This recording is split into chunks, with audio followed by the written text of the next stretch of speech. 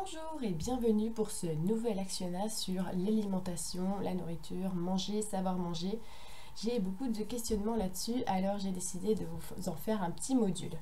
Alors déjà manger, la grande question, comment manger, à quelle fréquence manger. C'est clair qu'on a tous ces sujets, on va dire, diététiques qui traînent sur internet et un peu partout.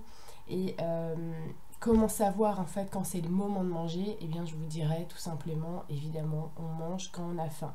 Le souci c'est qu'avec l'organisation de nos journées, on a tendance à manger non pas quand on a faim, mais quand c'est l'heure de manger. C'est-à-dire qu'on a segmenté notre journée en 3 repas principaux, le petit déjeuner, déjeuner et le dîner. Mais on va avoir cette organisation qui va planifier en fait le moment où on va manger, où on est censé manger. Or, notre corps, il n'a pas forcément envie de manger à ces heures-là. Et pourtant, on se dit, bah oui, mais si je ne mange pas à midi, après, j'ai peut-être mon après-midi de travail. Et ça va être délicat pour moi de manger à un autre moment. Donc, je comprends très bien qu'on on est soumis souvent à une organisation, souvent du travail, qui fait qu'on va manger à des heures. Mais quand même, c'est quand même s'écouter que de manger uniquement lorsqu'on a faim, et on verra que si on prend cette habitude de manger uniquement lorsqu'on a faim, on a en fait beaucoup moins besoin de manger que quand on structure nos repas en 3 repas principaux avec des goûters. On entend beaucoup, oui, c'est pas bien de manger entre les repas, c'est pas bien ci, c'est pas bien ça. Déjà, je pense que d'abord, il faut arrêter de se culpabiliser et manger ce qu'on a vraiment envie quand on a faim. On a beaucoup de choses sur l'alimentation. En ce moment, évidemment, avec tout le bio qui commence à prendre une grande place, notamment en France où on a beaucoup de magasins, de supermarchés, d'hypermarchés bio. C'est pas le cas dans tous les pays, hein. Je peux vous dire qu'au Portugal, c'était pas du tout gagné quand je suis arrivée et qu'on a dû vraiment s'adapter et trouver les producteurs, trouver les petits magasins qui proposaient du bio. Ça arrive de plus en plus, c'est vraiment une très bonne nouvelle. Maintenant, voilà, qu'est-ce qu'on doit manger et quand? Alors, comme je vous l'ai dit, le quand, c'est normalement quand on a vraiment faim. Et je vous dirais qu'il y a une méthode assez simple pour savoir se réguler sur notre faim et non plus sur les heures. C'est que quand on se lève le matin, on se pose la question, est-ce que vraiment j'ai vraiment faim? On entend partout que le petit déjeuner est vraiment le repas principal de la journée. Or, je peux vous dire que ça, c'est une croyance bien de chez nous, hein, parce que c'est pas comme ça dans tous les pays et loin de là. C'est pas forcément le petit déjeuner qui est considéré comme le repas le plus important de la journée. Étant donné que moi personnellement, et je connais beaucoup de personnes dans ce cas-là, quand j'ai mangé le soir, le matin quand je me réveille, j'ai absolument pas faim. J'ai pas du tout envie de manger. Ça peut arriver, mais très souvent, j'ai pas faim avant midi, 14h. Alors ça dépend aussi de ce qu'on fait la journée. Si on a des boulots vachement physiques, si on est beaucoup dans l'action, évidemment ça va correspondre avec le nombre de calories qu'on va brûler dans une journée. Mais je suis pas là pour vous dire de compter vos calories, hein. Moi, ce que je sais, c'est que je suis plutôt entre statique et dans la bougeotte. Donc, personnellement, j'ai pas faim avant 14h. Parfois, ça m'arrive même de pas avoir faim après, plus tard dans la journée. Je peux commencer à manger à 16h. Alors, d'accord, pour l'organisation des repas, quand on a des enfants et tout ça, c'est bien de manger ensemble. Tout ça, ça dépend de l'organisation de notre famille tout entière, j'ai envie de vous dire. Et des emplois du temps de chacun. Moi, par exemple, mes enfants ne vont pas à l'école, ils sont à la maison.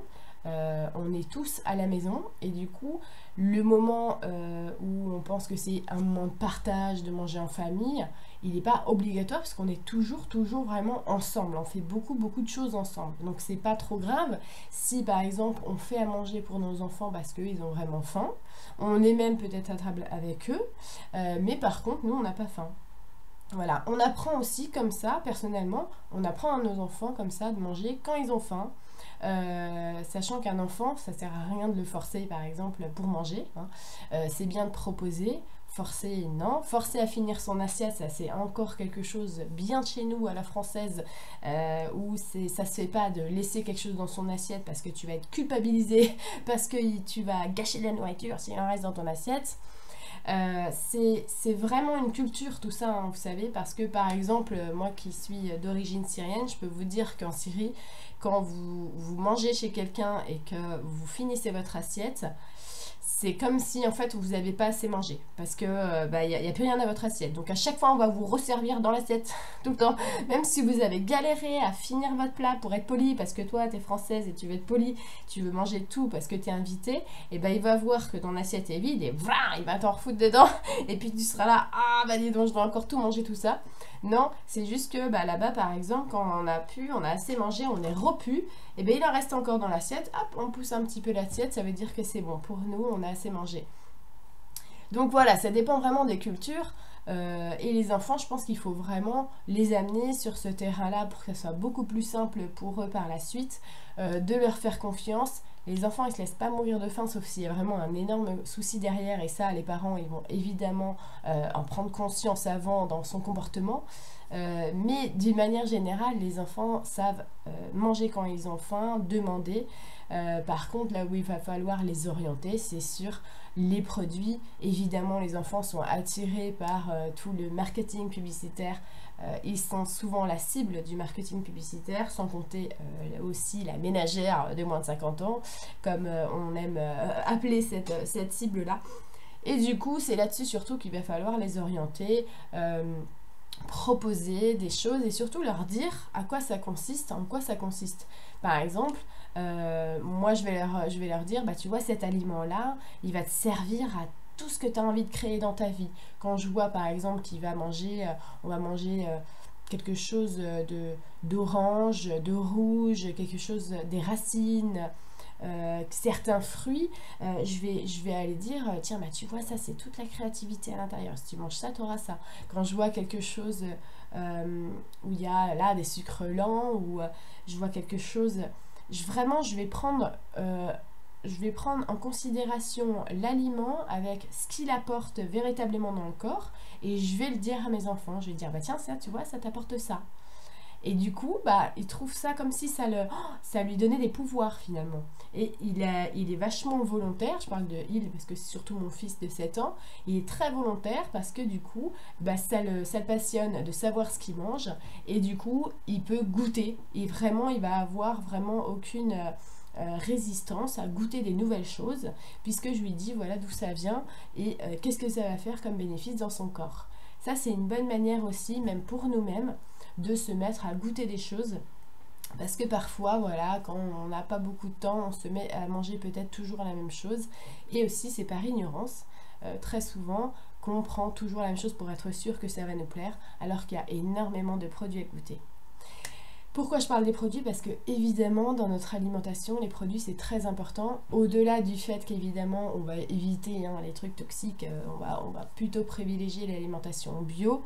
Bien sûr, dans le bio, il y a à boire et à manger, c'est toujours pareil. Je pense que le plus important, c'est les produits qui ne sont pas transformés, les produits purs, naturels. Bon, par exemple, aller chez le producteur pour les fruits et légumes. Et en France, il y a beaucoup d'organisations, d'associations où on peut avoir son petit panier de fruits et légumes. C'est vraiment très pratique. Et puis aussi, on a diverses quantités d'autres aliments qui peuvent être non transformés, et à mon avis il vaut mieux les privilégier, ça évite justement de perdre tous les bénéfices, de préserver, c'est vraiment dans le sens où ça va préserver tout ça. Et d'ailleurs dans ce sujet là de préserver les aliments, évidemment, le cru préserve beaucoup plus les bénéfices des aliments. Il y a quelque chose qui rend les bénéfices beaucoup moins sûrs, beaucoup moins certains, c'est le micro-ondes. Vous avez peut-être entendu parler de ça. En fait, le micro-ondes, c'est pas un appareil qui va chauffer ce qu'on met à l'intérieur. C'est pas un four, un micro-ondes en fait. C'est vraiment par micro-ondes. Ça veut dire que ça va agiter les molécules de notre nourriture, et par l'agitation des molécules ça crée la chaleur. D'accord? Mais le problème, c'est que ça agite les molécules, mais ça les rend, ça les met pas forcément, ça les remet pas forcément à leur place. Ce qui fait que quand on va chauffer quelque chose au micro-ondes, eh bien, ce qu'on va manger est quelque peu transformé. Et c'est ça qui est pas bon. Alors bien sûr, il ne faut pas se culpabiliser non plus, juste être conscient de ce qu'on fait. Et au niveau du choix des produits, on a beaucoup de choix.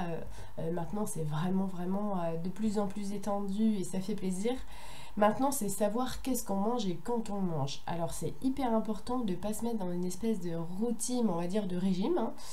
C'est-à-dire que oui, on mange quand on a faim, mais il faut privilégier ce qu'on a besoin de manger au moment où on a besoin de le manger. Par exemple, dans une journée où je vais avoir beaucoup d'activité physique, je vais peut-être être attirée par certains aliments plus que d'autres. Il y a aussi des jours où je suis fatiguée, par exemple quand je vais manquer d'ancrage et je me sens fatiguée ou il me manque de l'énergie de vie, je vais peut-être être attirée par me faire une salade mais avec des graines de courge, avec tout un éventail de racines, de graines, tout ce qui va en fait stimuler mon chakra racine et puis me faire d'autres racines.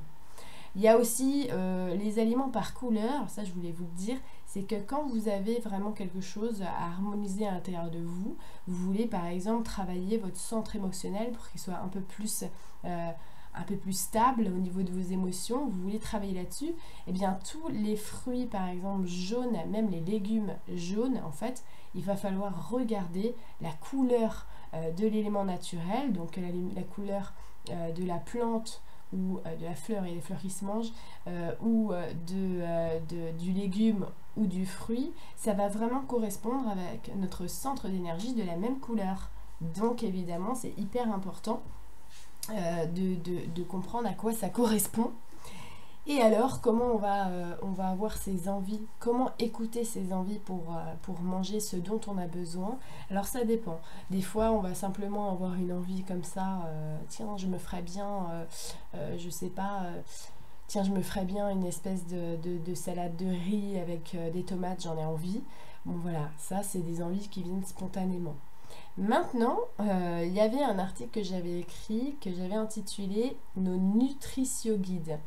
Ça m'arrive de temps en temps de vouloir agir sur quelque chose de spécifique, que ce soit sur ma peau ou sur un organe en particulier. Par exemple, pour les femmes, quand on est dans notre cycle périodique, en plein cycle périodique, on a parfois des inflammations au niveau de l'utérus. C'est quand même là que ça travaille et que ça chauffe et qu'on peut avoir des douleurs. Et bien, par exemple, voilà, on peut avoir envie de visualiser ce qui pourrait nous aider et je donnais ça comme exemple dans cet article là que hop, j'avais visualisé en effet du gingembre et en allant regarder les bienfaits du gingembre, j'avais remarqué que oui, évidemment ça agissait exactement là où j'en avais besoin. Donc c'est important de demander des visualisations. Enfin, c'est important, c'est vraiment si on en a envie, hein, mais je pense que c'est important de se servir de notre outil de réception en images pour avoir des réponses concrètes sur ce qui nous ferait du bien de manger. Par exemple, pendant une période, j'avais beaucoup de vertige, donc oui, j'avais un manque d'ancrage, mais j'avais pas que ça, c'était vraiment au niveau aussi du sang. Et puis comme ça, j'avais réussi à visualiser et j'avais très clairement vu de l'ail. J'avais vu aussi des pousses de soja. Et voilà, c'est très différent. Pour un problème, on peut visualiser différentes choses. C'est parce que au moment T où on va le visualiser, c'est toute notre vibration globale qui est prise en compte. Et toute notre vibration va attirer à nous le meilleur aliment, connu ou non, pour ce dont on a besoin à ce moment-là. Donc, je vous invite vraiment pour votre alimentation à profiter de votre réception, de la conversation avec vos loulous, peut-être vous servir de l'actionnage juste d'avant pour savoir ce qui est le mieux de manger le jour. Donc voilà, on a des envies spontanées, on peut avoir des demandes plus localisées et ces demandes, on peut aussi bien sûr le faire pour nos enfants, pour nos amis. Ça peut être une aide mais vraiment quotidienne tous les jours. L'alimentation, je pense que c'est vraiment hyper important parce que notre corps de chair, on aurait tendance avec la spiritualité de le séparer. Mais il est en rien séparé. Ça veut dire que notre corps de chair, c'est juste la manifestation de tous nos autres corps, nos autres corps sont invisibles, mais sur cette fréquence-là de 3D où nous sommes incarnés, c'est ce corps-là qui est visible, mais en aucun cas, en fait, tous les corps sont séparés, ils ne forment qu'un seul et unique corps. Donc évidemment, prendre soin de son corps, son alimentation, c'est très important. Ça va agir sur notre morale et oui, sur nos émotions. Évidemment, manger de la viande, manger du nerf, ça rend nerveux. Après, chacun est libre de faire ce qu'il veut. Moi, je ne suis pas là pour culpabiliser les gens. Mais chacun doit avoir conscience que ce qu'il mange a vraiment un impact considérable sur sa vibration, puisque tous les aliments ont une vibration propre, et cette vibration-là, on va l'avaler et on va la cumuler, la faire fusionner avec la nôtre. Donc oui, c'est hyper important de savoir ce qu'on va manger. Maintenant, il y a une espèce de drogue classique qui existe quand même dans notre quotidien, et pas des moindres, c'est certains sucres. Le sucre blanc, par exemple, je pense qu'il y a beaucoup d'entre vous qui n'en consomment peut-être plus du tout. Mais en tout cas, il faut faire très attention avec cette addiction au sucre parce que c'est vraiment un produit addictif qui va jouer énormément sur notre morale. Le sucre joue énormément sur le moral. Et on va avoir tendance à penser qu'on est peut-être à se sous-estimer, par exemple, avec le sucre. On aura moins d'énergie malgré ce que l'on pense. Il y a quelque chose d'important aussi, c'est que quand on s'écoute sur quand manger et quoi manger, et ben c'est formidable parce que vraiment, plus on avance avec cette manière-là de s'écouter, vraiment, et bien moins on a faim. Et parce que tout simplement, on a moins besoin de manger parce qu'on a l'impression de moins avoir besoin de se remplir. On a moins de vide à combler, tout simplement. Et on va surtout prendre les bons aliments au bon moment, ce qui fait qu'on va être comblé beaucoup plus facilement, beaucoup plus rapidement. Donc, quand on s'écoute et quand on mange vraiment ce qu'il faut quand on veut, pas se culpabiliser non plus, on n'est pas là pour se prendre la tête tous les jours, mais on va avoir tendance quand même à manger vraiment moins que si justement on fractionne et on réfléchit tout dans la tête à ce qu'on doit faire et quand on doit manger. Donc voilà pour les petits conseils au niveau de l'alimentation, j'espère que ça vous plaira. Vraiment, évidemment, le principal, c'est toujours et encore et toujours de s'écouter.